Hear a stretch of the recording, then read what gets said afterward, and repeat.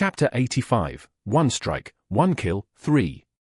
I sat down a short distance from Yeonhwa and ordered some alcohol. Bring me some liquor and side dishes. The innkeeper glanced at Yeonhwa, trying to gauge the situation. When Yeonhwa nodded in approval, he rushed to the kitchen. The Yeonhwa I knew was hot-tempered and self-centered. There were two reasons why such a person might show this kind of attitude. Either he was playing with his prey before cruelly killing them, or he sensed an instinctive threat. Yeonhwa looked at me and asked, "Who are you?" "Just a passerby." I stopped at this inn because I was hungry. Yeonhwa sneered at my response. "There's more than one inn around here, isn't there? Is there a particular reason you chose this one? What about you? Why are you drinking in front of all these people? If I were you, I wouldn't even be able to swallow my food." Yeonhwa's eyes narrowed. He instinctively sensed that I was no ordinary person. That's why he was engaging me in conversation instead of throwing the first punch as he usually would. I smiled slightly and said, "Well, I understand. There are always those who want to show off." Second friend, who had been standing nearby, rushed forward and grabbed my collar. "You bastard! Do you want to die?" Just then, the innkeeper, who was bringing out the alcohol and food, was startled. "Let him go. Even dogs aren't bothered when they're eating, right?" At Yeonhwa's words, second friend released my collar and stepped back. I spoke to second friend in a languid tone, "Touch me one more time, and you're dead." "You son of a..." "Even so." As he was about to lunge at me, Yeonhwa raised his hand to stop him. I began eating and drinking what the innkeeper had brought. "Delicious. I can see why you want to monopolize this place. What do you want to say to me? Why do you think I have something to say to you? You seem too calm for someone who's about to commit suicide over a meal." I glanced at Maerang and Ho-Yun Suk-jong, who were nearby, and said, "It seems there are people even braver than me." Maerang sighed and said, "We women were brought here against our will." Third friend, who was next to her, bared his teeth and said, "Shut up, you old whore." His harsh words made the onlookers frown. Regardless of the silver he had scattered, speaking abusively to an elderly woman was frowned upon. I voiced what everyone was thinking: "What a bastard." "What?" "Just talking to myself." As an agitated third friend tried to rush at me, Yeonhwa once again raised his hand to stop him. "Are you from the Ho-Young clan?" "I've heard that news too. Didn't you say that all the disciples who were there that day should be killed?" The onlookers murmured at these words. This information hadn't yet spread among the general public. Yeonhwa didn't try to hide the fact. Instead, he spoke loudly for everyone to hear. "That's right. It's better for useless people to disappear." "Nonsense!" Maerang shouted angrily and tried to step forward, but Ho-Yun Suk-jong held her back. "I asked Yeonhwa, it's all over now, so why? Is it because of your useless pride?" "What? Is your pride so great that it's worth taking the lives of all those young people?" "Of course. How dare you compare those worthless beings to me?" I couldn't even imagine how many people had been unjustly killed to create Yeonhwa's reputation as the Heavenly Blade sect's assassin. Yesterday's first friend was the same. He tried to kill someone just for interfering with his business. These people aren't incapable of controlling their anger. They choose not to control it because they don't have to. From my perspective, you seem even more worthless. Before Yeonhwa could even make an unpleasant expression, second friend, who was next to him, grabbed my collar again. "You bastard! Just because you have a hole in your face, you think you can run your mouth? You're dead. Didn't I tell you? Touch me again, and you die." As I grabbed second friend's wrist that was holding my collar, I lightly kicked his foot from the side. Whoosh! As he lost his balance, I spun him around once in the air as I pleased. Thud! He fell to the ground after performing what looked like an acrobatic flip in the air. To an onlooker, it might have seemed like child's play. Ha ha ha! The spectators outside burst into laughter. But soon, the laughter gradually died down. Second friend, who had fallen to the ground, wasn't moving. Third friend ran over to check on him. He shouted in shock, He's dead." The next moment, my hand swiftly cut through the air. It was as fast as a snake striking its prey. Swish! My hand edge struck third friend's neck with precision. Crack! My hand, which had shattered his neck bone, instantly returned to its original position. The movement was so fast that the onlookers only heard the sound. Crunch, crunch. His head, with its shattered neck bone, wobbled back and forth before dropping forward. Thud. He collapsed to the ground. Third friend had also perished with a single strike. You bastard! Fourth friend shouted angrily and lunged at me. Swee-eyeing. Thwack! He flew past me and fell outside the inn. The spectators outside screamed. A dagger was suddenly embedded in fourth friend's forehead as he lay lifeless on the ground. Not only was it impressive to throw the dagger so quickly that fourth friend couldn't even dodge, but it also required tremendous internal energy to drive the dagger into the forehead of a strong martial artist. In the time it took to take a single breath, fourth friend had become a cold corpse. Yeonhwa sprang to his feet. His eyes were a mix of shock and excitement. You! I finished the drink I had been holding while standing and asked, do you only use those fists to intimidate women you've dragged here? My provocation intensified the look in Yeonhwa's eyes. Of course not. Then there's no need to fight disgracefully by using them as hostages. I gestured with my eyes for Maerang and Hoyun Sukjong, who were sitting nearby, to leave. The two hurriedly went outside. The spectators outside stepped back. However, no one left, not wanting to miss this excellent spectacle. Yeonhwa extended his hand to one side. TSS TSS TSS TSS TSS. Alcohol vapor was expelled from his hand. The drunken man instantly became sober. He was skilled enough to quickly expel the alcohol from his body. He approached me with clear eyes. What's your goal? Goal?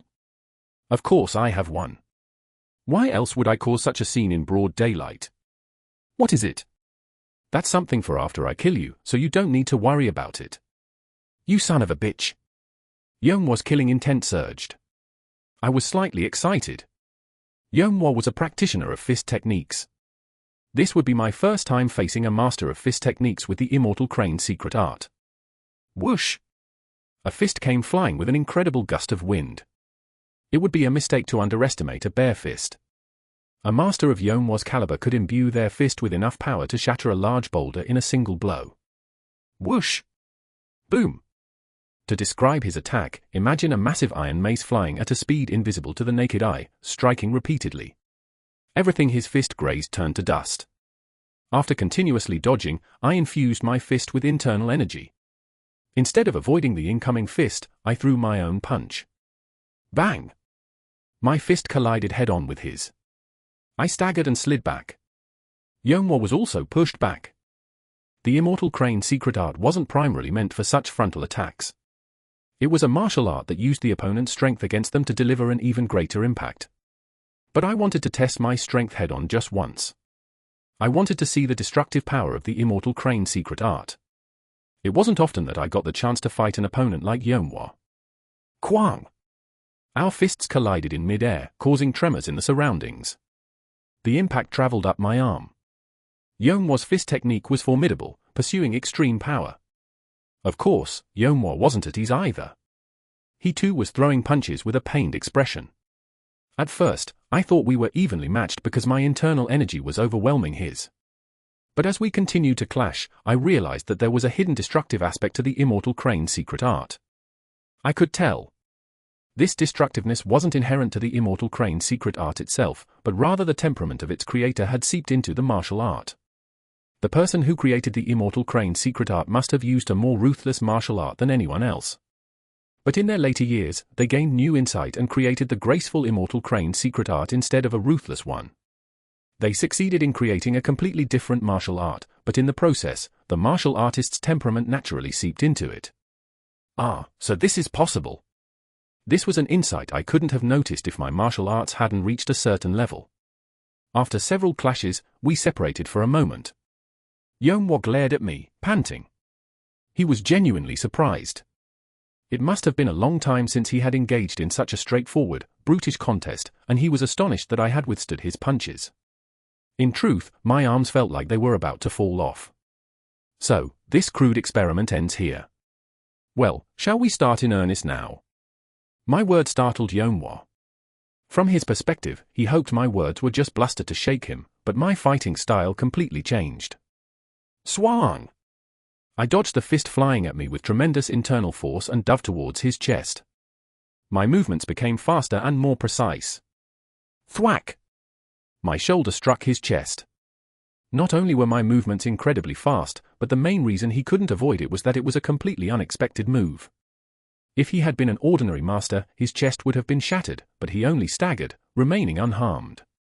Not a chance.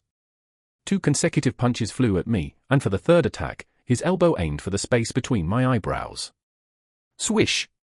The attack grazed my forehead. I didn't miss the opportunity to collect the price he had to pay for missing such a big attack. Thwack! My elbow struck precisely at his armpit. As he staggered, I didn't miss the chance and kicked his arm again. To be exact, it was his elbow joint. Crack! Ooh! For the first time, a scream escaped his lips. Thwack! Thwack! My fist struck his vital points in succession. Yeonhwa charged at me ferociously like a wounded beast. Flames erupted in Yeonhwa's eyes as he pushed his internal energy to the limit. However, anger only becomes effective in fights between mid-level practitioners. Why? I wrapped around his arm and rotated once. Crack! There was a bone-cracking sound from his arm, but it didn't break completely. NGH. I applied all my strength. Crack! Yeonhwa's arm broke. I leaped up, wrapped around his neck, and spun once. Yeonhwa's heavy body rotated once and slammed face-first into the ground. Second friend had died from this single move, but he didn't. He sprang up and dashed outside. The spectators screamed. What he sought were Maerang and Ho-Yun Suk-jong. As anger and fear mixed, his instincts told him that using them as hostages was his only chance of survival. Just as Yeonhwa was about to lunge at the two, he froze. His legs wouldn't move. I had followed him like a shadow and suppressed the acupoints in his legs. I told you, didn't I? That you seem even more worthless. Look at what you're trying to do now. This is who you really are. The eyes of the gathered heroes focused on him. Gazes of contempt. For someone who had lived enjoying their admiring glances, this was the worst moment. Ah! He let out a terrible scream. The next moment, I leaped up high, wrapped my legs around his neck, and spun like a windmill. His massive body whirled through the air with me. Crack! As the horrific sound ended. Thud! He slammed into the ground. His neck was completely twisted, and he died with his eyes wide open. In the ensuing silence, everyone looked at me with surprised faces. I spoke to everyone in a low voice infused with internal energy. The Heavenly Blade sect, which produced this alliance leader, is sending successors to various parts of the Central Plains to build power and seize local interests. I warn them clearly. If they underestimate the martial world, they will surely pay the price. I could sense the delight of the onlookers. Although they remained quiet out of concern for appearances, they were pleased. If this wasn't Wuhan, where the Martial Righteous Alliance headquarters was located and the Heavenly Blade sect held sway, they would have cheered and applauded. I looked at Maerang and said, "This lady came here to inquire about the death of her grandson, who was a disciple of the Ho-Yun clan. But she couldn't even meet the alliance leader. Who exactly is the alliance leader for? The Heavenly Blade sect? The Ho-Yun clan?" The reason this person stepped forward today was to convey to the Martial Righteous Alliance and the Heavenly Blade sect that justice still lives in this martial world. That's all. As I was about to turn away, Ho-Yun Suk-jong asked me, "Please tell us your name, benefactor." I gave her a faint smile before leaping high into the air. After jumping into the air, I bounded across several nearby rooftops in succession, disappearing from the scene in an instant. The reason I stepped forward today wasn't just to save Maerang and Ho-Yun Suk-jong. From this moment on, the nameless martial artist will become a topic of conversation throughout the martial world. This was also why I eliminated Yeonhwa in broad daylight in front of everyone, instead of doing it secretly. I now felt the need to create a hero. The Byok clan sword manor will quietly build its strength, and when there's a need to make a move, this nameless one will step forward. The more the nameless one appears, the more the Byok clan sword manor can build its formidable power away from the attention of its enemies. When it's later revealed that the nameless one is the Byok clan sword manor, the martial world will be shocked once again. There was another reason as well. From now on, the shadowy forces, the Martial Righteous Alliance, and the Heavenly Blade sect will all try to uncover the identity of this nameless one, and I plan to use that to my advantage. Now I will fight them as both light and shadow. Sometimes I'll drive out darkness with light, and sometimes I'll cover darkness with an even greater darkness. Towards unknown enemies, this is how I'm moving forward, one step at a time. Chapter 86, Where the Secret Words Lead, 1. Strange Phantom landed nimbly on a rooftop far from the Wuhan First Inn, using his agile lightness skill. Number 7, who had been waiting there, asked, "How did it go?" Strange Phantom shook his head in response to Number 7's question. "I lost him." Number 7 was shocked. Although Strange Phantom's legs were shorter than others, his lightness skill was renowned within the organization. She asked in a business-like tone, "Did you let him go on purpose?" It seemed as if she had been trained to be suspicious in such situations. Strange Phantom replied with self-deprecation, "I appreciate you gilding my skills, but shamefully, I chased him to death and still lost him. That man must truly be a master. A master among masters." The two had watched the unnamed man kill Yeonhwa. It wasn't a fist technique, nor a palm technique, nor a leg technique. It wasn't even like any existing grappling technique. I've never seen such martial arts in my life. I agree. What should we do now? Although an unexpected situation had occurred, Number 7 was still the one in command. According to the rules, we should return and report first. Understood. Strange Phantom disappeared from the spot first. As Number 7 was about to turn away, she looked back once more towards the inn. For some unknown reason, the image of the man from earlier lingered in her mind. It must be because his martial arts were so extraordinary. Soon after, she too leaped away and left the area. Starting from Wuhan, rumors about the Nameless One spread throughout the Central Plains. Especially since it wasn't an assassination, but the killing of the Heavenly Blade sect's butcher and 3 of the 4th friends of the Heavenly Blade in front of commoners. The surprise and shock were immense. Various parts of the martial world were put on high alert. Among them, the Righteous Thought Pavilion of the Martial Righteous Alliance was in complete uproar. A martial artist cherished by the Martial Righteous Alliance leader had been killed in broad daylight in front of everyone. Sima Qian had to immediately enter the Alliance leader's chamber to report to Ma Bongji about this incident. Given Ma Bongji's temperament, he would likely issue orders without considering the consequences, but they knew nothing about who the assassin was or why he had committed such an act. They only knew that people were calling him the Nameless Hero. Who on earth is that bastard? In response to Sima Qian's question, the lead soldier among the dozen or so lined up said, "It's someone who hasn't been active until now."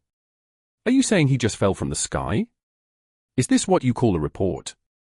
At his harsh words, not only the lead soldier but everyone else lowered their heads. "Find him immediately. Right now." The soldiers rushed out. At that moment, Sima Qian called out to Gal Sarayang. "Officer Gal. You stay for a moment." Once they were alone, Sima Qian asked in a gentle tone, having put aside his earlier anger. "How are things these days?" "Manageable. I see you've gotten a lot more grey hair." "Well, I'm not getting any younger." Gal Sarayang looked towards the window and sighed lightly, then immediately lowered his head as if he had made a mistake in front of his superior. "I'm sorry." Recently, Gal Sarayang had been living a lethargic life. His face was full of fatigue, weighed down by the excessive workload from Sima Qian, who clearly intended to torment him. As this lifestyle continued, Sima Qian's vigilance towards him gradually relaxed. Tormenting someone gets old after a day or two, and since Gal Sarayang didn't resist and simply accepted it, Sima Qian had lost interest. In Sima Qian's eyes, Gal Sarayang's recent appearance was nothing more or less than that of a former commander-in-chief aging lifelessly. "Do you have any hunches about this incident? I feel like you might have some idea." When he first heard about the incident, Gal Sarayang thought the person who killed Yeonhwa might be Baekpyo. He had heard that the Win Tavern had closed. He was worried that something might have happened to him, and then this incident occurred. But it wasn't Baekpyo. According to rumors, the man had killed Yeonhwa with his bare hands. Baekpyo used sword techniques. He had never used fist techniques. No matter what hidden techniques he might have, he couldn't have killed Yeonhwa barehanded. Then who could it be? In his experience, it was rare for such a master to suddenly appear out of nowhere. Surely someone must have concealed their identity and emerged. Gal Sarayang cautiously offered his opinion. "In my estimation, it seems to be someone sent by the Ho Yun clan." Why do you think so? Every incident has a motive. Especially for such a significant event, that would be even more true. Sima Qian nodded, and Gal Sarayang continued. Yonhua openly expressed his intention to kill the disciples of the Ho Yun clan. Moreover, it said that Yonhua tried to harass Ho Yuntak's grandmother and younger sister. Was there such an incident? Yes, I learned this fact by directly taking statements from eyewitnesses. This was an incident that even the Righteous Thought Pavilion hadn't properly grasped yet, as it had occurred so recently. Everyone was focused solely on Yonhua's death and the assassin who killed him. But Gal Sarayang was meticulously covering aspects that other soldiers had overlooked. Indeed, he's different from the others. Although this behavior could heighten Sima Qian's vigilance, Gal Sarayang judged that appearing too lethargic would also arouse suspicion. He thought it would be more natural to show this level of competence. The assassin is surely someone sent by the Ho Yun clan, or at least someone related to them. Sima Qian nodded. This conclusion was sufficient. Now was the time to rush and provide an answer to the alliance leader. It didn't matter whether it was correct or not. As long as it was an answer Ma Bongji could accept. Sima Qian realized it was time to temporarily stop tormenting Gal Sarayang and use him instead. I'll give you full authority over the investigation of this incident. Commander-in-Chief, gather your personnel and take responsibility for finding the assassin. Thank you very much. Gal Sarayang expressed a grateful expression. He was genuinely grateful. If he took charge of investigating this incident, the recently relaxed vigilance would loosen further, allowing him to breathe easier. I'm sorry for making you do trivial tasks all this time. Not at all. I'll do my best to resolve this matter. I'm counting on you. Gal Sarayang left the office. The fatigue that had been visible in his eyes while in the room was gone as he walked down the corridor. The Nameless One, hey. Although he had told Sima Qian it was someone related to the Ho Yun clan, he didn't think it was actually someone sent by them. It wasn't the Ho Yun clan style as he knew it. Gal Sarayang could sense it. An unknown new change had begun. I was standing alone in the open space near the inn, recalling my fight with Yonhua. Through that fight, I felt that the Immortal Crane's secret art had grown from 7 stars to 8 stars. Considering the time I had spent learning it, this was truly a remarkable achievement. Of course, the initial growth of any martial art is rapid. Although it doesn't apply to me, for most people, the biggest hurdle usually comes from 8 stars onward. I was excited to see how much stronger the Immortal Crane's secret art would become when it reached the grand achievement of 10 stars. Would the Immortal Crane's secret art at grand achievement be able to fuse with the soul-reaping Azura sword arts? What insights would that process give me? These were things I couldn't know yet. Guangdu came running to where I was standing. Young master, have you heard the news? I could guess what it was about, but I pretended not to know and asked, what news? The Nameless Hero. They say a person called the Nameless Hero killed the Heavenly Blade sect's butcher with a single punch. And he publicly declared that he would crush the Heavenly Blade sect if they commit evil acts in the future. I don't think I said anything about crushing them. Rumors in the martial world tended to be exaggerated like this. Anyway, the more exaggerated the rumors became, the bigger and wider the name of the Nameless One would spread. That was what I wanted. That's impressive. What kind of reaction is that? What's wrong with my reaction? Could it be? Guangdu stared intently at my face. I thought for a moment that this sharp fellow might have figured out it was me, but then...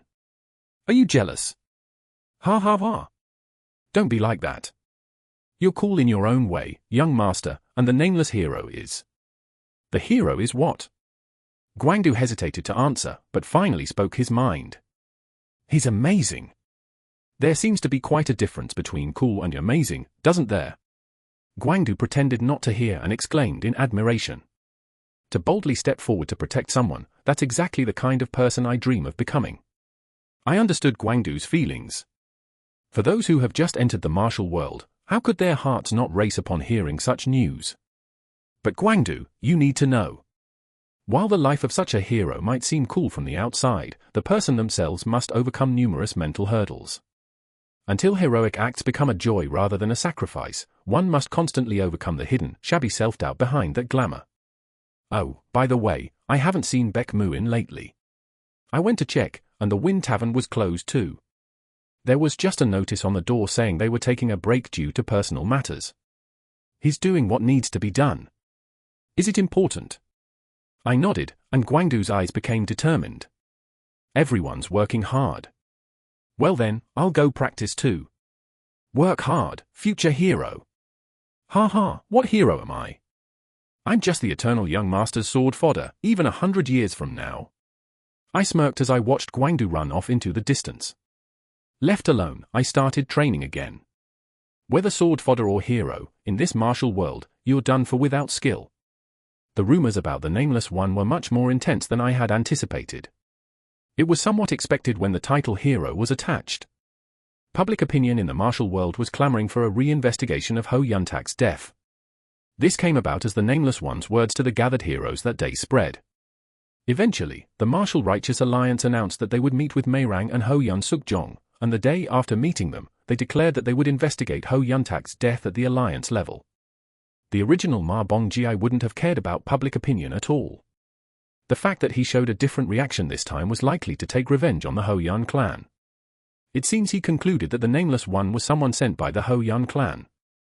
A tooth for a tooth. Yes, this was the result I wanted. Let the two of them fight it out. I received a report that Meirang and Ho Yun Sukjong were overjoyed when the investigation into Ho Yuntak's death was announced. It's a pity to say this to her, but the mastermind behind this incident won't be easily uncovered. For a matter of this scale, the decision must have been made at the family head level. If a proper investigation begins, they'll probably cut ties at some point. But for Meirang and Ho Yun Sukjong, just the fact that an investigation had started was meaningful and gave them hope. Meirang, don't worry. This brother hasn't forgotten about it. When the time comes, I'll uncover the truth behind your grandson's unjust death. Gong Suchan came to visit in the evening. The Teazall Merchant Guild matter is progressing smoothly. After opening with that, he took out a book from his chest. The reason I came to see you today is because of the ledger you gave me then. I had given him a ledger to look over a while ago. It was the one that Yeon of the Shandong Night Merchants had been keeping. Fortunately, the code in the ledger was based on the cipher system we mainly use, so it wasn't difficult to decode. It seemed there was a specific code used by those who write these ledgers. This is a record of money transactions. Looking at the separate list he handed over, I saw the names of several individuals from Shandong written down. They were people who had been close to the Shandong Night Merchants. This would be greatly helpful when I officially make Shandong mine in the near future. Yeon was personally investing in various trading companies across the Central Plains. When I looked into the profit rates of those companies, they were quite high. Do you have any informants in the business world? Yes. I think there's an information network that connects the night merchants. If you allow me, I'd like to put our chopsticks on their table. We mustn't reveal ourselves. You don't need to worry about that.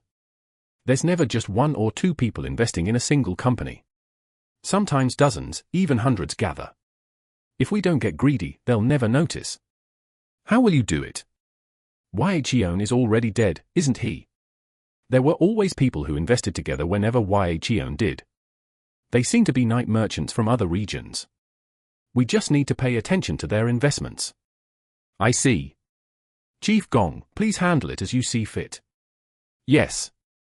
Not only for the profits, but this will also help improve my investment judgment. That was the more valuable aspect.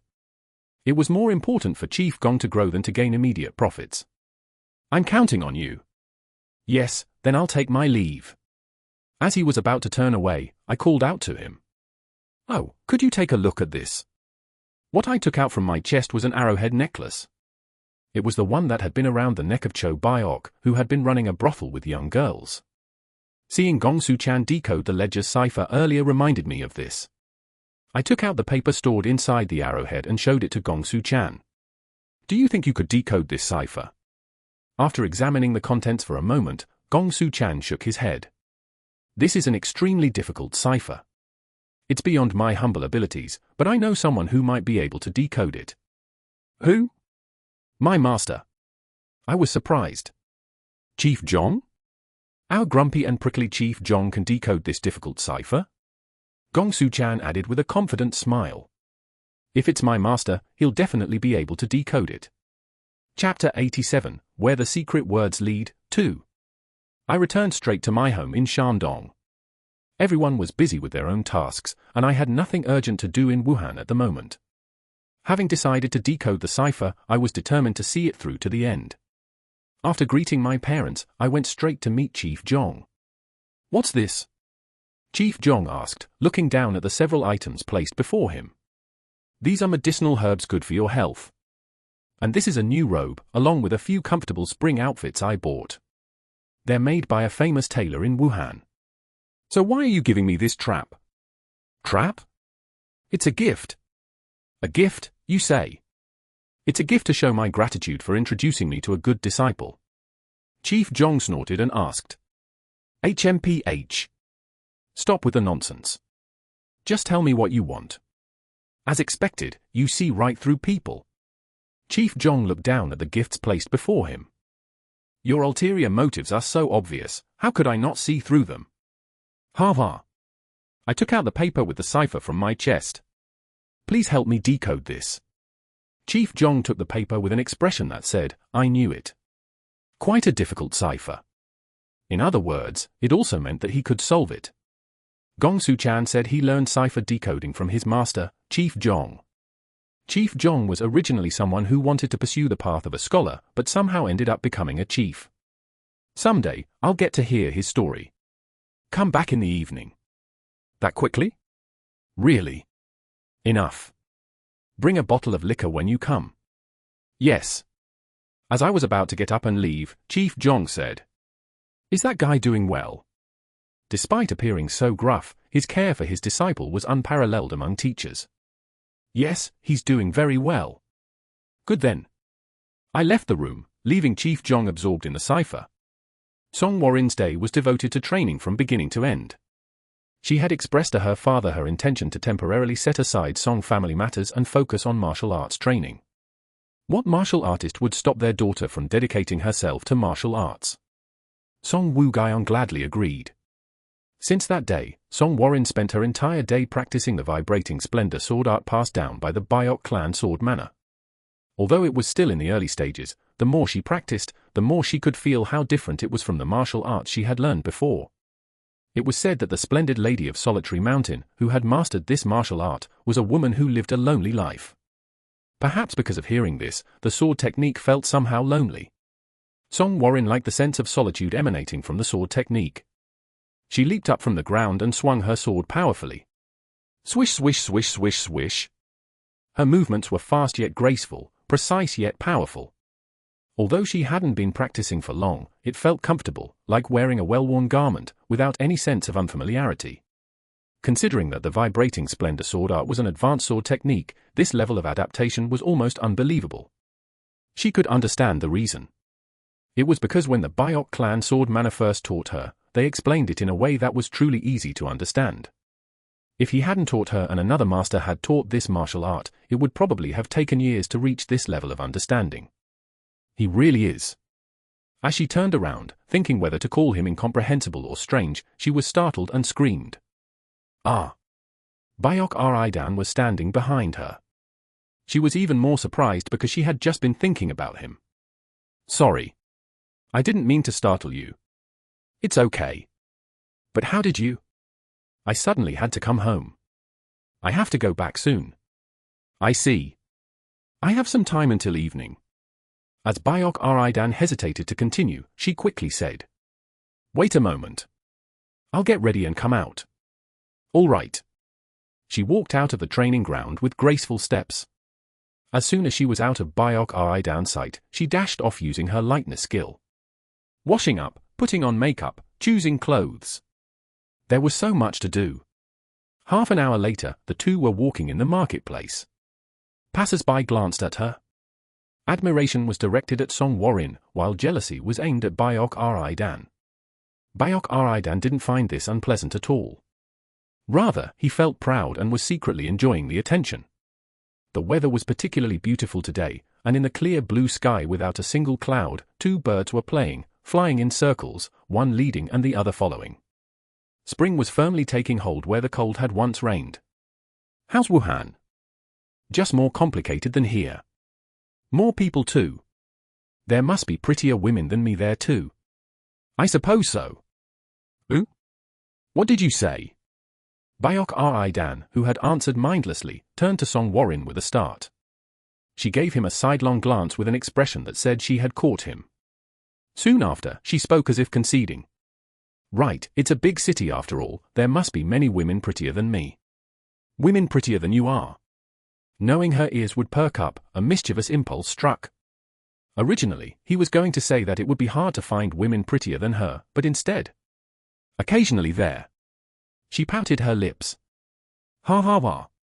Knowing it was a joke, she laughed along. This was the first time she had pretended to be upset like this, and the first time she had laughed so brightly.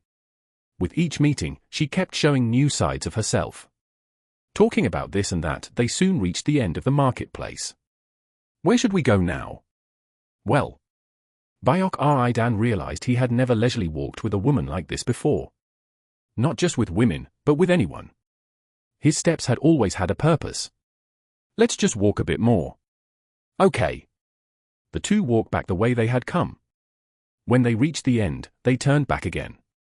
That purposeless back and forth walk wasn't boring at all.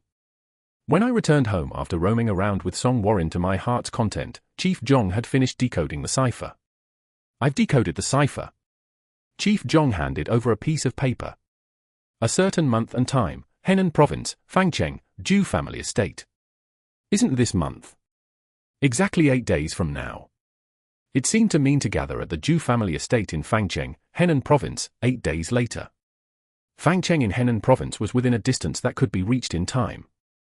Thank you so much for your help. No need for thanks.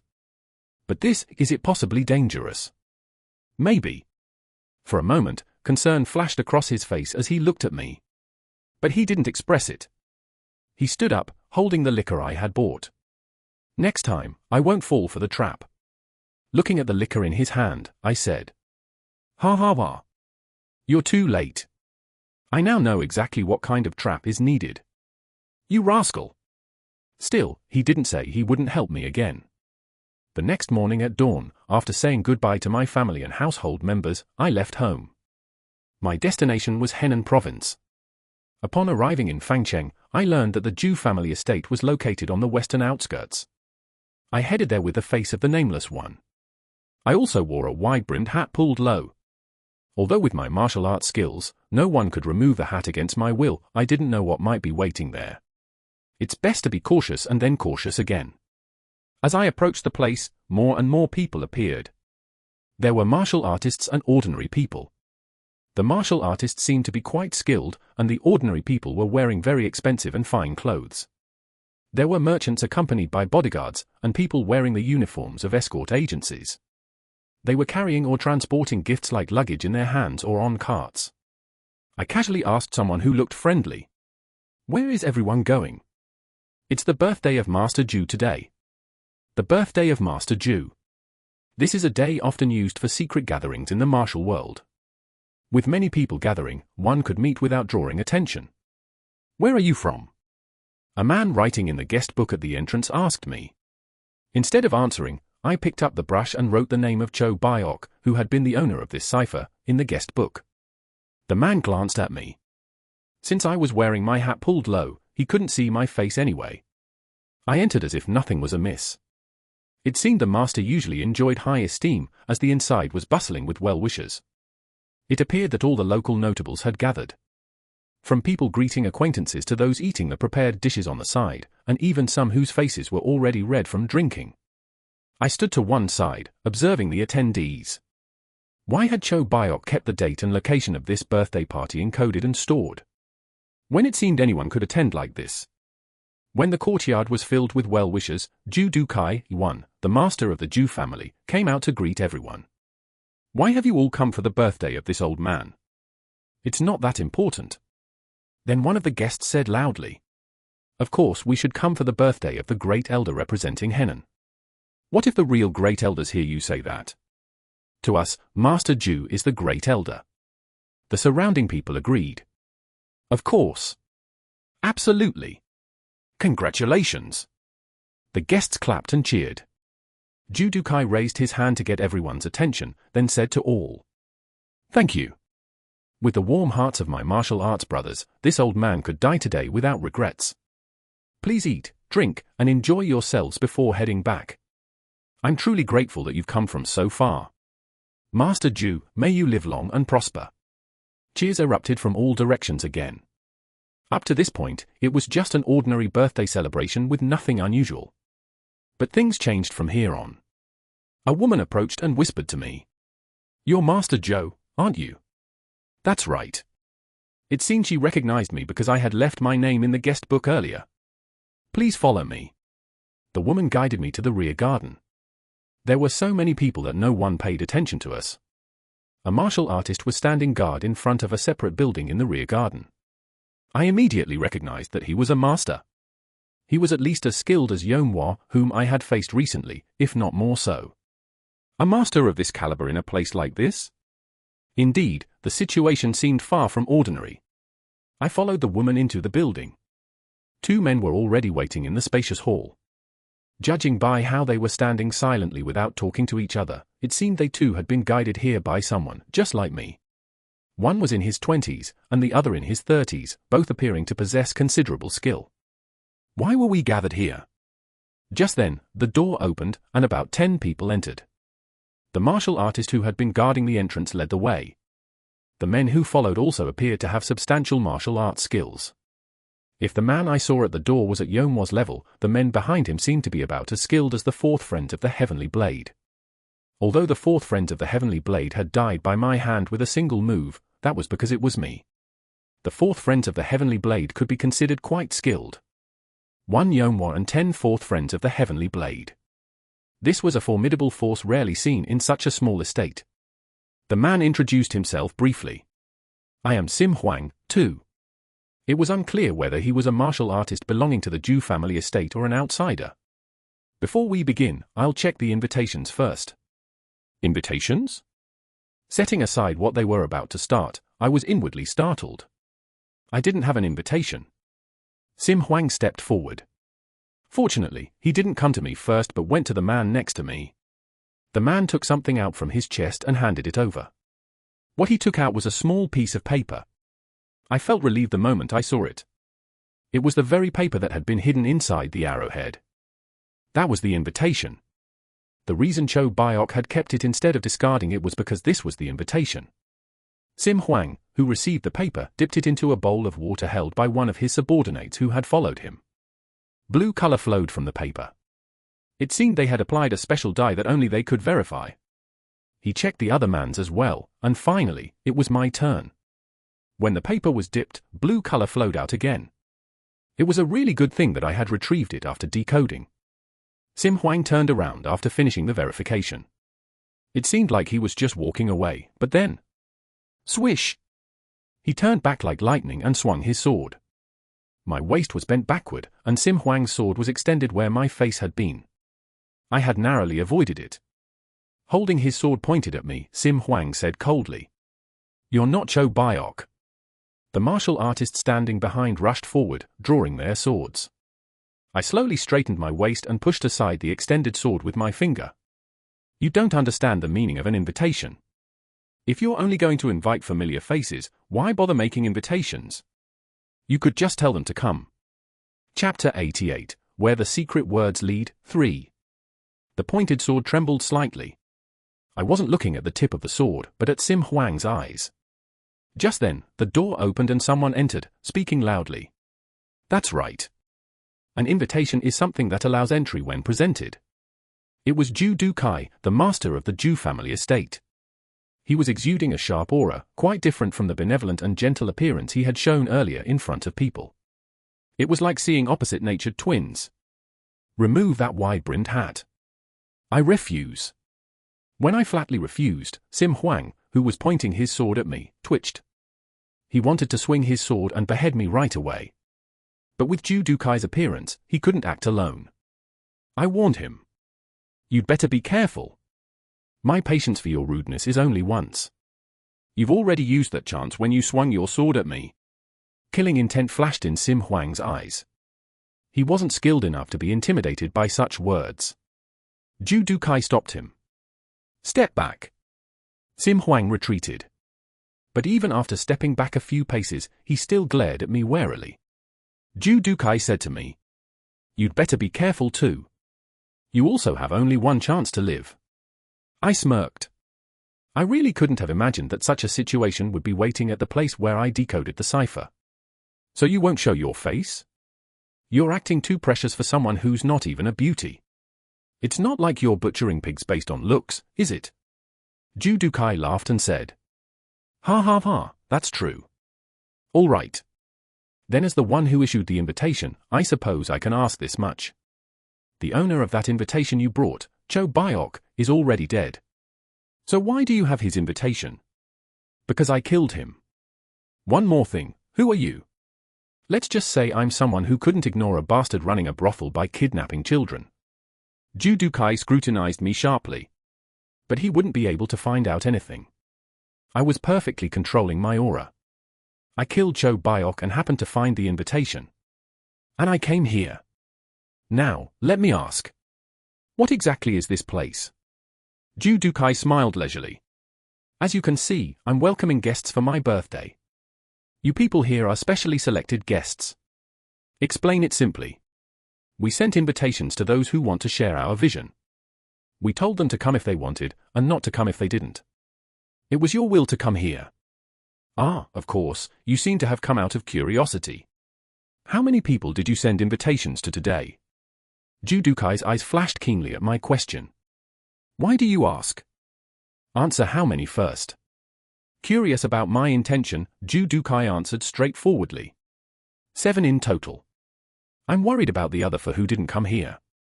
At my words, Judukai was momentarily speechless.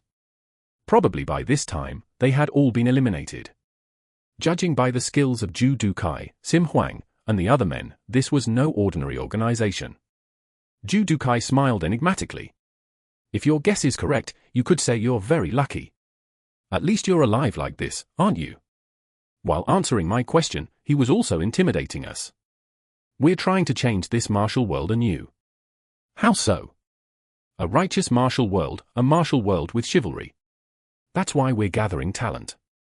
Not a martial world dominated by the old-fashioned martial artists, but a new martial world cultivated by new martial artists like you." I chuckled. "Why are you laughing?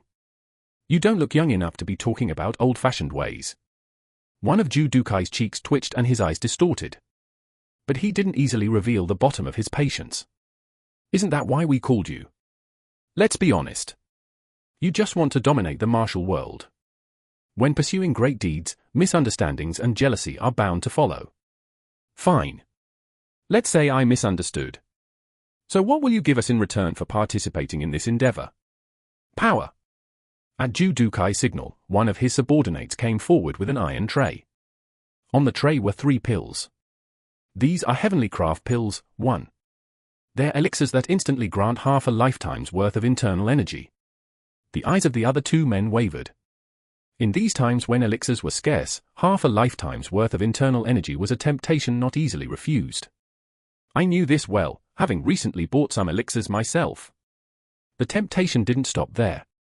"Also, we'll pass down martial arts superior to what you've learned." Judukai pointed at me and said to the other 2 men, "Whoever kills that man can have his heavenly craft pill too." It was a powerful temptation. With 2 heavenly craft pills, one could have internal energy approaching a full lifetime's worth. The 2 men hesitated for a moment. They couldn't make a hasty decision without knowing my skill level. Moreover, the way I had been calmly dealing with Judukai made them even more hesitant. But the temptation was too great to give up entirely. One of the 2 men sprang forward. As long as there was anxiety that someone else might move first, it was inevitable that at least one would make a move. The man's sword flew towards my heart. I slightly dodged his sword while grabbing his wrist. At the moment our bodies overlapped. Slash! A dagger that had suddenly appeared in my hand sliced his throat. Guck! The man spewed blood from his neck, staggered around as if dancing, and then collapsed forward. Then the remaining man said to Judukai, "I'll just take mine." Fearing the situation might change, the man strode towards the tray. Just as he was about to grab the heavenly craft pill, I said, "Are you sure that's a real heavenly craft pill?" At my words, the man froze. "Let's hypothesize. You want to devour this martial world. but you have several heavenly craft pills in your possession. Would you eat them yourself to increase your internal energy, or would you call in complete strangers to feed them? The man looked at Judokai with suspicious eyes. The next moment. Flash! The man collapsed just like that. In Judokai's hand was a sword dripping with blood. It was truly a rare swift sword technique. He was a much stronger master than Sim Huang. Today's business is ruined. Get rid of him too. As if they had been waiting, Sim Huang and the 10 men behind him exuded killing intent and approached from all directions, pressing in. Swish! I threw a dagger at Sim Huang. Sim Huang twisted his body to avoid it. Of course, I didn't intend to kill Sim Huang with that dagger. After throwing the dagger, I immediately rushed towards him. Sim Huang quickly thrust out his sword. Swish! Swish! Swish! Swish! Swish! His sword struck 5 points in the air in the blink of an eye. As I was flying towards him, I suddenly twisted my body and pounced on the man to the right. He had been my initial target all along. Throwing the dagger and rushing at Sim Huang had all been a feint. Whoosh! Thud! I fell to the ground with his body. The surrounding men didn't know how to react, not expecting this situation. Although it looked like I had just fallen backward, the first man was already dead. Meanwhile, I sprang up like a spring and pounced on the hesitating man next to him. Thwack! My fist struck his jaw forcefully. Using the man with his jaw shattered as a shield, I pushed towards the next man. Swish! The man behind desperately thrust out his sword. The panicked man's sword pierced through his comrade, aiming for me behind him. But it was a futile response. I easily avoided the sword, and before he could pull it out again, I leaped over the man who had become a shield and struck the opponent's face with my knee. Thwack! The man's face caved in, and he fell backward. By the time I landed on the ground, the 3 men who had been my initial targets had become cold corpses. It all happened in an instant. Sim Huang shouted to his subordinates. He's a master! Be careful! I was a much higher level master than they had anticipated, and my techniques were unexpected. But if being careful was enough to block it, how could it be called mastery? I rampaged through the place like a tiger leaping into a flock of sheep. When facing multiple opponents, the first consideration is to kill the leader. But there's no need to rush headlong towards the leader right away. At least not at this moment. Moreover, Judokai was watching me intently from behind. In this fight, I eliminated the subordinates first. Sometimes mercilessly, sometimes using them as shields. Thwack! One man staggered back from my punch. I stuck close behind him. As I finished him off with a kick, I immediately leaped towards another man. Swish! A sword energy flew from behind. It was Sim Huang's sword energy. I lowered my body and slid. The sword energy passed over my head and struck the man I was about to attack. The man's body was sliced, and he collapsed. As I was sliding on the ground, I changed direction. Swish! Simultaneously, a dagger flew from my hand. The dagger pierced the ankle of the man in front, causing him to stumble. Thwack! I had already kicked his head and was flying towards the man behind him. Once again, sword energy flew from behind. Swish! I blocked the attack man's vision as much as possible and twisted my body at the last moment. The sword energy that narrowly grazed me sliced through the man's face as it passed. When Sim Huang muttered "damn it," another man had his ribs shattered by my fist. Daggers flew towards the men who were standing awkwardly, waiting for my attack. Unable to dodge, they all fell. In normal circumstances, they might have been able to avoid such attacks, but their frightened bodies couldn't evade this unexpected assault. Throwing when it's least expected, this is the most appropriate way to use daggers as a supplementary weapon. In this way, all 10 subordinates instantly became corpses. You bastard! I'll kill you!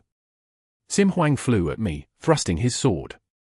Indeed, Sim Huang deserved to be called a master. His sword flew quickly and accurately, aiming for my vital points. He realized that the person he was facing was an extraordinary master, and this realization combined with his anger to produce tremendous power. Swish! Swish! Swish! Swish! But no matter how enraged a hunting dog might be, it couldn't defeat a tiger alone. I penetrated through a move that he never thought would have an opening. At the moment he widened his eyes in surprise, my arm was already inserted into his side. He looked at me with despairing eyes. In contrast, I, executing the move, was utterly calm. If we couldn't handle this final moment, we shouldn't have entered this martial world in the first place. Bang! Sim Huang's body slammed into the ground. He died instantly, without even time to feel pain. Now the only person left there was Zhu Dukai. Whether he was confident in his skills or had some other plan, he didn't run away. I was curious about who he was. Whether he was the leader, or if there was someone else behind him. If there was a backer, whether it was someone connected to Ma Bongji, or someone behind Ma Bongji. Or perhaps a completely separate third party. They say masters are as numerous as grains of sand on a beach. But a master like you, I've heard of someone. He startled suddenly. I've heard of someone like you before. They say a nameless hero killed the Heavenly Blade sect's butcher with bare-handed techniques. That's you, isn't it? Although I neither confirmed nor denied it, he was convinced that I was the nameless one. If it were you, I would have sent a very special invitation. I slowly walked over and picked up the Heavenly Craft pill that had fallen to the floor. I smelled it. It had a scent similar to a Heavenly Craft pill. But it wasn't one. I could tell exactly because I had taken them during my time as an alliance leader. Then I noticed a subtle different scent mixed with the Heavenly Craft pill's aroma. The moment I realized what it was, I was shocked. The unrepentant demonic spiritual pill, too. It certainly was an elixir that granted half a lifetime's worth of internal energy. But the price to pay was harsh. It was called a devil's elixir because if you took it, you would definitely die after 7 years. If you took 2, you could gain a full lifetime's worth of internal energy, but your lifespan would be reduced to 3 years. If you took 3, you gain 1.5 lifetimes worth, but would only live for 1 year. Taking any more would result in immediate death. It was called unrepentant because it was said that those who took it never regretted it. It was used by the Blood Heaven's divine cult in the past. Despite its fatal flaw, an elixir is still an elixir. It took enormous money and resources to produce. But why was an item from the extinct evil sect here? What do you think? If you take it, I promise you much better treatment than the others. Have you taken it yourself? He flinched at my sudden question. It occurred to me that he might have taken it too. I wonder if he knows what it really is? To think there was an organization growing its power using the unrepentant demonic spiritual pills. It was truly an unexpected situation. Well, it doesn't matter. Even if it's not you, there are plenty of people who won't think twice if offered internal energy. He flicked his fingers as a signal. Clank, clank, clank. At once, doors opened on all sides. People were standing surrounding the separate building. I was shocked. They were the well-wishers I had met earlier. Over 100 of them were glaring at me. I could tell. They were all on the same side. Zhu Dukai mocked the words I had said earlier. We only send invitations to people we know. From the beginning, this place was meant to gather people. Probably, birthday celebrations are held frequently. Each time, they would all act out the same lines and pretend to be well-wishers. The aura of these people revealing their killing intent was extraordinary. And then there was Zhu Dukai on top of that. Feeling the killing intent concentrated from all directions, I coldly sneered. You really like your new martial world, don't you? Chapter 89, The Monster's Tale, 1. The martial arts levels of those surrounding the building varied. There were strong ones and weak ones. Someone I had casually overlooked was emitting an incredible aura, while another who had initially appeared to be a mere merchant stood there without any hesitation despite their meager martial arts skills. I sensed that this was the power of some collective madness. A willingness to die at the command. For the first time in a while, I felt tension facing an enemy. It wasn't because of their numbers or their strength. Annihilating them wouldn't be difficult. The unrepentant demonic spiritual pill. It was because something I thought had disappeared from the world had appeared. Because people using it to grow their organization had emerged. With the appearance of an evil sect elixir, the situation was no longer a joke. The enemies I had faced until now were mere small fry, sufficient for me to play with while growing my strength. But now, opponents worthy of being called real enemies had appeared.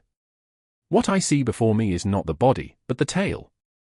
After all, Zhu Dukai wasn't capable enough to use the unrepentant demonic spiritual pill to grow an organization. If this is just the tail? What if it's not even the tail, but just a single small whisker? You're scared.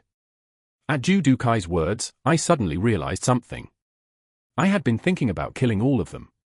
The moment I saw the unrepentant demonic spiritual pill, memories of the war with the evil sect flashed through my mind, igniting a strong hostility. I could annihilate them with the immortal Crane's secret art, and it would be even easier if I drew the Azura King sword. Although Judukai's skills seemed formidable, they weren't to the extent that I couldn't kill him. But I realized I shouldn't do that. I need to find out who's behind these people. Yes, I should act scared. That way they'll let their guard down, and when they do, they'll show an opening. HMPH. Is that so? I tried to speak loudly, but my voice was trembling. I'll try to approach first, and if that doesn't work, I'll kill them all then. With a deflated expression, I said, "Can I eat the heavenly craft pill now?" The unrepentant demonic spiritual pill would have no effect on me with my all-poison impenetrable body. This was because the unrepentant demonic spiritual pill was a drug based on poison. Unfortunately, I wouldn't be able to gain the half-lifetime's worth of internal energy either. This was because as I neutralized the poison, the effects would be eliminated as well. Thinking he had regained control, Judukai also regained his composure. "You should have eaten it before killing my subordinates. Can't I work for the share of those I killed from now on?" "What?" Sensing a slight opening in his reaction, I quickly began to persuade him. "Wouldn't it greatly help your position if you introduced a master of my caliber to your superiors? Your self-confidence is remarkable. Do you think we'd be moved by someone like you? Do we look that easy to you? If you looked easy, I wouldn't be doing this. All right, let's talk frankly. I guarantee that to kill me, at least a third of them would have to die. If I were to go berserk and try to kill only you, I couldn't guarantee your life either." He couldn't refute that. After all, he had seen my skills as I killed Sim Huang and 10 subordinates earlier. "Let's say you killed me. What would you report to your superiors? That a madman barged in, you lost most of your subordinates, and you killed him? Would your superiors be pleased with that?" As this hit the mark, Judukai was conflicted. He must be having similar worries. But since the situation had already unfolded, he was probably trying to eliminate me first and deal with the consequences later. However, he must also be worried that if he introduces me carelessly, the situation might escalate further. I don't want to die in a place like this. A moment of silence passed. Judukai, who had been glaring at me while deliberating, finally made up his mind. "Take off your hat." I obediently took off my hat and threw it. I was wearing the mask I had on when I killed Yonhua. Since I had originally bought the highest quality mask at great expense to act as the nameless one, he couldn't tell I was wearing a mask. Judukai's gaze turned to the unrepentant demonic spiritual pill that had fallen to the floor. "Take the heavenly craft pill." "As you wish." Without a moment's hesitation, I took the unrepentant demonic spiritual pill and began to circulate my energy. SSSS. The feeling of absorption into my body seemed convincing. Not only those who had never taken an elixir before, but even those who had taken one or two would never be able to tell this was a fake elixir. But I could clearly feel the unique discomfort that a fake elixir gives. Although all components of the unrepentant demonic spiritual pill had disappeared from my body, I said with a pleased expression, "Oh. This really is a heavenly craft pill. My internal energy has increased by half a lifetime's worth." Then Judukai held out the remaining 2 unrepentant demonic spiritual pills. "Take these as well." "Are you serious? You have no reason to show me such kindness." He answered my suspicion. "Since it's come to this, I'll bet my life on you." I pretended to hesitate for a moment before taking the unrepentant demonic spiritual pills in succession. While I couldn't be sure if he had taken this drug himself, one thing was certain, he knew this was the unrepentant demonic spiritual pill. The reason he made me eat all 3 was to take revenge for killing his subordinates. To make me live only 1 year. After all, there was nothing good for him in me living longer. It would be good to tell his superiors too. That I had eaten the elixirs, so it would be better to use me effectively for a year and then discard me. A strong person would be better than someone with mediocre skills. After taking all 3 and completing a cycle of energy circulation, Judukai examined my body to check my internal energy. The internal energy approaching 1 lifetime's worth was my original internal energy. But he would believe it was the internal energy I had just gained from the elixirs. Since 3 pills would give 1.5 lifetimes worth, and the rest would be my original internal energy, it was truly beyond suspicion. Only then did Judokai say to me, "There's poison mixed in the elixir, so don't think about doing anything rash." I understand. When I accepted this calmly without surprise, he looked slightly taken aback. "You're not surprised?" I had guessed to some extent. "I knew you wouldn't just give them away freely." "Indeed, you're not a foolish one. Follow me." I followed him out of the room. The people standing outside parted to make a path. I walked behind Judokai, feeling their undiminished madness directed at me. In the moving carriage, Judokai asked, "I hear they call you a hero in the martial world?" "The nameless hero. It just happened that way. But I dislike the term hero." "Why?" "It feels like they're pushing me to do things they can't do themselves. Originally, I'm someone who hates taking losses. I heard you even warned the Heavenly Blade sect that day. Everyone was looking at me with such admiration, I ended up boasting without realizing it. I just had a grudge against that butcher. He. A fake hero, then. Still, the word fake is a bit unpleasant." Judokai smirked, and I continued in a slightly softened tone. "Aren't heroes and villains just a paper-thin difference anyway? If you don't say these things and claim a greater cause, you're a hero. If you're honest like me now, you're a villain." Of course, this was just nonsense to show my worldly side. Although I spoke as if dismissing heroes, I actually have great respect for them. I've tried to live righteously my whole life, but that doesn't mean I lived the life of a hero. That sense of justice required tremendous effort, but ultimately it was for myself. It was justice to fulfill my own satisfaction. But a true hero is never for themselves in any case. They are people who genuinely care for others. They are people who sacrifice themselves to help the weak. The reason it's much harder to become a hero than to become a master lies there. The carriage arrived at Zhengzhou, located in the northeast of Fangcheng. Dingzhou was the capital of Henan and a place where many people gathered. As we entered Jingzhou, Judokai blindfolded me with a thick cloth. I concentrated all my senses to remember where the carriage was going. I memorized how fast it was going, how long it traveled before turning, how the ground felt, and listened for any distinctive sounds around. I pricked up my ears for any unusual sounds among the wind, bird calls, and people's voices. I heard the sound of a door opening, and soon after, the carriage stopped. We had entered some building. "All right, get out." Still blindfolded, I followed Judokai. As we entered some space, the ground beneath us began to shake and descend. A mechanism had been activated. Whoom! The smooth downward movement clearly indicated that this mechanism was made by a considerable expert. The mechanism stopped only after descending quite deeply. This time, we walked down a long corridor. I could sense killing intent from all directions. It wasn't the killing intent of people, but of mechanisms. The killing intent of mechanisms is very subtly different from that of people. It's artificial and cold. 1 mechanism, 2, 3, 4. By the end of the corridor, there were a total of 4 mechanisms installed. The reason I could sense even the killing intent of mechanisms was because I had daily exposure to the numerous mechanisms inside the Alliance Leader's chamber. Afterwards, we walked down a corridor without mechanisms. The killing intent felt here was from people. Masters! Considerable auras were felt from rooms on both sides of the corridor. I couldn't tell their exact skill level, but they seemed to be about Sim Huang's level. There were as many as 8 of them. But that wasn't all. As we turned another corner and walked, I felt an incredible energy from the room on the left. It was an extraordinary energy I had never felt before. If that energy was from a person, they must be an incredible master. From the room across from where that energy was felt, I sensed a mysterious energy. This energy felt strange rather than strong. What are all these people doing here? When I first set out to follow Judokai, I never imagined these things would be waiting.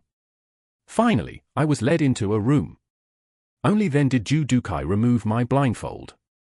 It wasn't difficult to regain my vision because it was dark around. Someone was sitting in a chair ahead. Upon closer look, it was a naked man. Judokai was silently staring at the man. I also looked at the man. He wasn't the person I was supposed to meet. The naked man was cowering with eyes full of fear. After a moment, the man began to convulse. Herg! He seemed to be having difficulty breathing. When I turned to look at Ju Du Kai, he was just watching. The man, with bloodshot eyes, writhed in agony and screamed. Ah! He twisted his entire body in pain. It looked like he was undergoing some unknown test. It was too late to help. Who could he be to endure such pain? At some point, the man's body suddenly stopped moving. Splash! He died, bleeding from the 7 apertures of his face. As he died, the surroundings brightened. Night pearls embedded in the walls came out, illuminating the interior. Judging from the use of night pearls for such a facility, it was clear that the owner of this place had extraordinary wealth. A man in his 30s entered through a different door from the one I had come through. He had a slightly thin build and an ordinary appearance. He looked so ordinary that it was unordinary. There was no way an ordinary person would enter this place now. The man ignored me and Ju Du Kai and first examined the corpse. He rummaged through the corpse, not minding the blood staining his hands and clothes. Failed again. He clicked his tongue and looked disappointed, but the emotion in his words was indifferent. He glanced at me and beckoned me to come closer. Ju Du Kai, standing beside me, gestured with his eyes for me to go. I approached slowly, emitting only an appropriate level of energy, trying to read the man's aura. His aura was easily read. He wasn't someone with extraordinary martial arts. Yet he felt special because there was some unknown energy about him. What do you think? About what? Your impression of seeing this corpse. It was truly miserable. I have no thoughts. How cold-hearted. Then what's your impression of me? I stared at him for a moment. Clearly, this young man was the one giving orders to Ju Du Kai. Who on earth could he be? I want to beat you up. At this, Ju Du Kai shouted from behind. Watch your mouth. As I had expected, the man didn't get angry. Instead, he showed curiosity. So you really are a madman? I'm not mad. I heard you willingly ate 3 unrepentant demonic spiritual pills. Doesn't that make you mad? Unrepentant demonic spiritual pills? I asked as if I had no idea. Inwardly, I was surprised. I hadn't expected him to mention the unrepentant demonic spiritual pills directly. The man went a step further. You now have exactly 1 year left to live. I widened my eyes as much as possible. Half was acting, and half was genuine surprise. To think he would willingly tell me such a secret? If you take 1 unrepentant demonic spiritual pill, you can live for 7 years, 2 for 3 years, and if you take 3, you only live for 1 year. I turned around and glared at Ju Du Kai as if I wanted to kill him. Is this true? Ju Du Kai nodded. I shouted angrily. I'll definitely kill you before I die. The killing intent was so strong that Ju Du Kai took a step back. Then the man said, but I have a way to remove that restriction. I quickly turned towards the man. Is that true? What do you think? Do you want to live? Is that even a question? Of course I want to live. This guy is a high-level player. He honestly told me everything. Except for one fact. There is no way to remove the restriction of the unrepentant demonic spiritual pill. If such a thing existed, this martial world would have already fallen into the hands of the evil sect. But when you hear such words in a place conducting strange experiments like this, an ordinary person would have no choice but to believe. Especially someone backed into a corner. But while he might be able to deceive others, he can't deceive me. All right, if you're going to handle people this way, I'll gladly dance to your tune. I'll find out how you obtained the unrepentant demonic spiritual pills and who's behind you. What do I need to do to live? You must do as I say. Before that, let me say one thing. I don't kill unless they're evil. Even if I have to die instead. That's a shame. I kill even if they're not evil. He clicked his tongue as if disappointed while looking at me, then spoke again. But among those I need to kill, there are many evil ones too. Who exactly are you? The man grinned and revealed his identity. A name I never expected came out. They call me the Ma Ryong-in. I never imagined I'd meet Ma Bongji's successor here. Why is he here? The Ma Ryong-in was not the person I had known from rumors. He was a much darker and more sinister individual. I could sense it instinctively. I had just grabbed the tail of a monster. This encounter with Ma Bongji's successor, the Ma Ryong-in, was completely unexpected and far more ominous than I had anticipated. The situation was clearly more complex and dangerous than I had initially thought. I realized I would need to proceed with extreme caution to uncover the truth behind this organization and the unrepentant demonic spiritual pills. As I stood there, facing this unexpected revelation, I knew that my journey had taken a significant turn. The true nature of the threat I was facing was only beginning to reveal itself, and I would need all my skills and cunning to navigate the dangers ahead. Chapter 90, The Monster's Tale, 2. As always, Number 1 was looking at the picture on the wall. The person reporting behind him was Number 7. A person called the Nameless Hero killed the slaughterer. Without turning around, Number 1 asked, "Did you see the fight directly?" "Yes." "How was it?" "It was a martial art I've never seen before." "How does it compare to you?" "I'm not confident I could win." At Number 7's honest answer, Number 1 asked again, "What about Strange Phantom?" In truth, asking such questions about assassins was meaningless. Assassins were capable of killing enemies stronger than themselves using various methods. Especially with a skilled assassin like Strange Phantom, discussing the opponent's skill level was pointless. Nevertheless, Number 7's outlook was negative. "I believe it wouldn't be easy even for Strange Phantom." Number 1 finally turned away from the picture to face her. "So he's that strong?" "Yes." "Who on earth is he?" "Nothing has been revealed yet. A random guy just fell from the sky, killed the slaughterer, and disappeared." "Yes." "Is this separate from us, a coincidence?" "I believe so. Neither my movements nor Strange Phantoms were detected anywhere." "Of course not." Number 1 sat in his seat, lightly tapping the desk with his fingers. This was his habit when concentrating on something. The martial world has been too quiet lately. It's time for an all to pierce the pocket. Number 7. "Yes. You take charge of this nameless hero.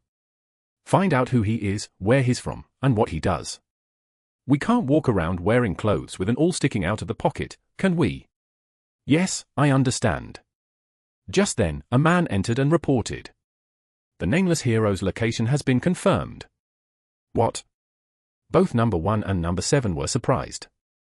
"Where is he?" "He's in Jingju." "Jingju?" "Where the Ma Ryong Inn is." Number 2 sent a message. "The nameless hero has made contact with the Ma Ryong Inn."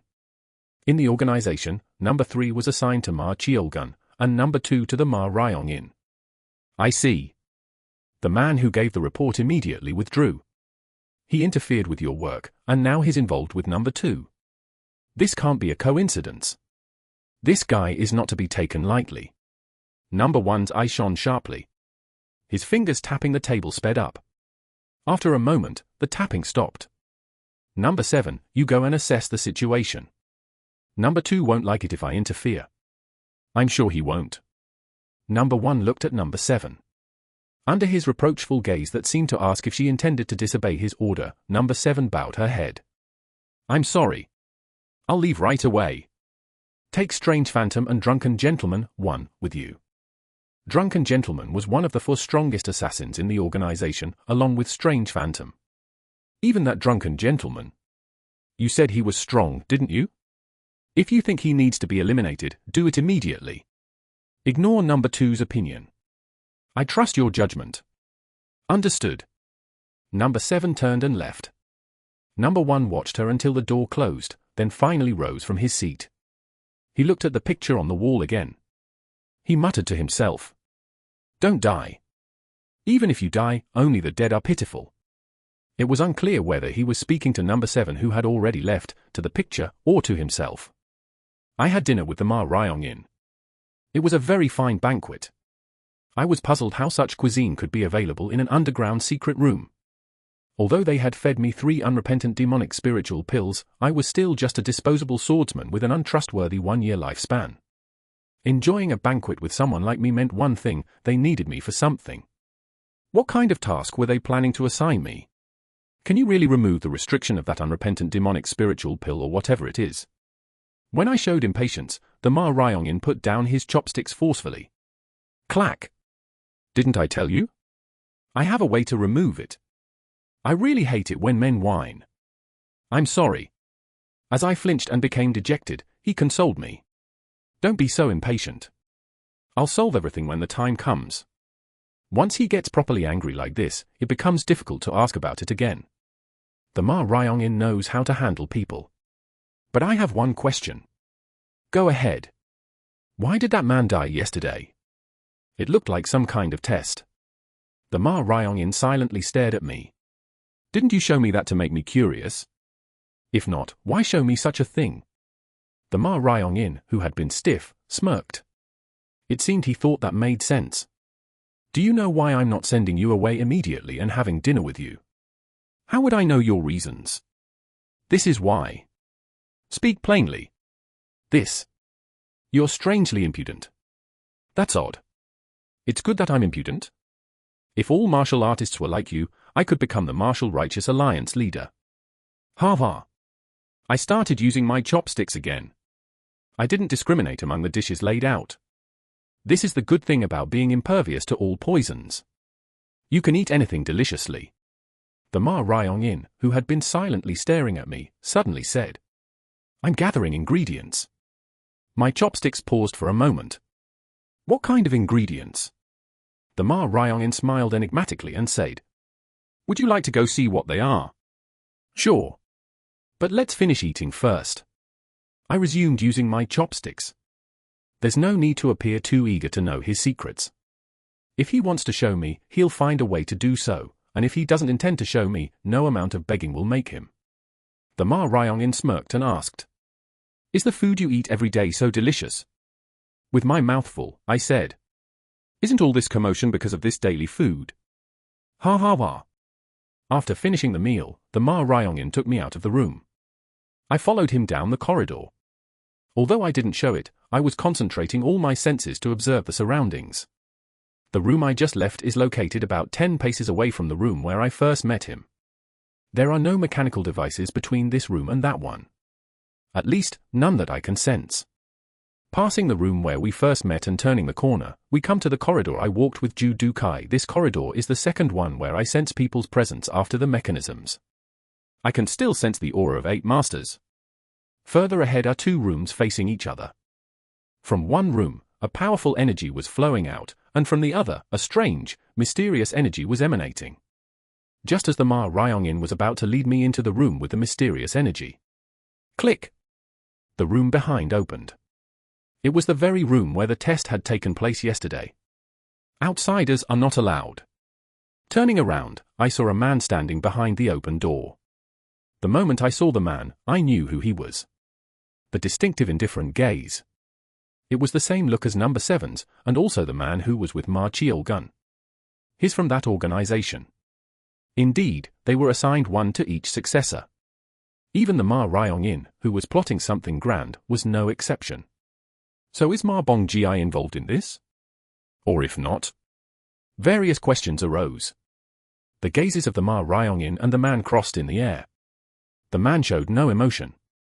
At the same time, he didn't seem like he would accept anyone else's emotions either.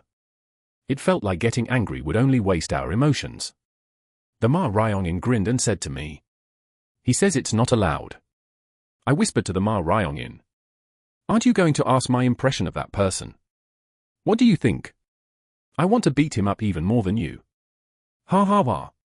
The Ma Ryong-in, with a brightened expression, said, Take your time. Wouldn't it be boring if you learned everything in one day? I suppose so. Clack. The man closed the door and went back inside. As I turned to follow the Ma Ryong-in, I looked back and forth between the 2 rooms again. Powerful energy and mysterious energy. The answer to what their plan was lay in these rooms. Once again, I was led out by Ju Du-kai with my eyes blindfolded. The carriage moved somewhere again. This time too, I strained all my senses to remember where we were going. If we had returned to the same place we came from, it would have been easy to estimate the location of this place, but the carriage did not return to Fangcheng. After a long ride, we arrived at an inn in the marketplace of Xingju. Wait here for orders. In the inn? Yes. Damn! You're treating people too lightly. At least rent me a separate building. As I said before, you are nothing. You should sleep in the stable if you have to. HMPH. I haven't forgotten. You fed me 3 doses of poison. If you keep being so insolent, it'll be hard for you to keep that neck of yours. Despite confirming that my internal energy was approaching 1.5 lifetimes worth, Ju Dukai wasn't intimidated at all. The people I saw earlier at the Ju family estate were the same. Regardless of who they faced or their skill level, they didn't fear death. Ju Dukai soothed me in a slightly softer tone. Anyway, didn't you gain 1.5 lifetimes worth of internal energy thanks to this? And I intended to take you to Master Ma from the beginning. I wasn't trying to kill you, you know. This guy's lying, that guy's lying. The martial world is full of lies. Are you sincere? I swear. If he's going to lie to that extent, I might as well pretend to believe him. With a relaxed face, I said. How long do I have to wait? Until we give you orders. Fine. But I won't stay cooped up in the inn. I can't stand being confined. So give me orders early in the morning. We'll try if possible. As he was about to turn away, I added. Don't have me watched. If there's anyone watching me, I'll cut them down without hesitation. I'm warning you clearly. Ju Dukai snorted and said. You still think you're some great being. You're not that important. Leave if you want to. You can live grandly for a year with that internal energy. Ju Dukai left the inn without looking back. I went up to the room he had arranged for me. As I went up, I told the attendant. I'm going to sleep, so don't wake me. Yes, understood. The moment I entered the second-floor room, I heightened my senses to check if there were any watchers around. Whether they were underestimating me or overconfident in themselves, there were no watchers. Anyway, I'm grateful for that. I leaped out of the second-floor window. I tailed Ju Dukai, who was going far away. He really couldn't have imagined that I would follow him right away. This was the reason I had said I would cut down any watchers. If there really had been someone watching, I would have eliminated them. If they sent more, I would eliminate them too. If I kept eliminating them, they would eventually stop sending watchers. As with everything, the initial stage is always important. He didn't return to the previous estate. The place he arrived at was the Zhengzhou Martial Arts Academy. A martial artist who opened the door at the entrance greeted him respectfully. I realized this was another base for them. The man who opened the door was one I had seen earlier at the Ju family estate. The scale of these people is not to be underestimated. From there, I rented a carriage with a coachman. I rode the carriage to the entrance where we had come into Zhengzhou from Fangcheng. Now, please go as I direct. It's a road I came on long ago, so I might get confused. Please understand. Take your time, sir. Since I had paid the fare until midnight anyway, the coachman would actually prefer going slowly. I recalled all my memories and senses from that time. It wasn't as easy as I thought. The time of day was different from when I had come before, so the sounds I heard were different. The feeling of the ground was also different because it was a different carriage. But my memory was better than ever, and my concentration and senses were at their peak. I recalled the memories over and over. After several trials and errors, I finally found the estate I had been taken to. It was a small estate located far from the marketplace. They really couldn't have thought that I would try to find this place immediately after they release me. One of the most important tactics in fighting enemies is to catch them off guard like this. The estate didn't even have an old signboard. It was a very small and old place among estates. Beneath that estate, which looked like it could be home to an old couple tending flowers in the garden, something terrifying was hidden.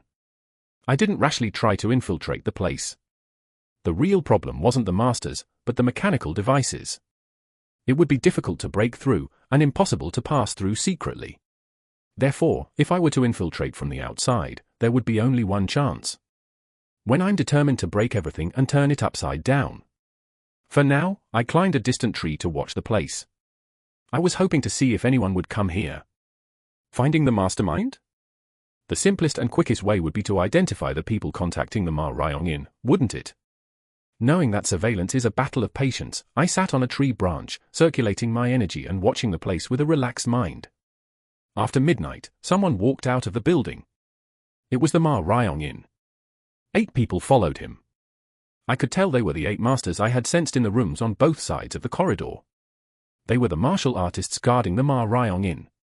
He got into a carriage and left the estate. The men rode horses to escort him. Seeing him go out, I was briefly tempted to infiltrate the estate. I was so curious about what was in those rooms. But if I couldn't break through the mechanisms, or if I couldn't find anything in those rooms, the effort to find the mastermind would be in vain. They would all go into hiding. Infiltration was still premature.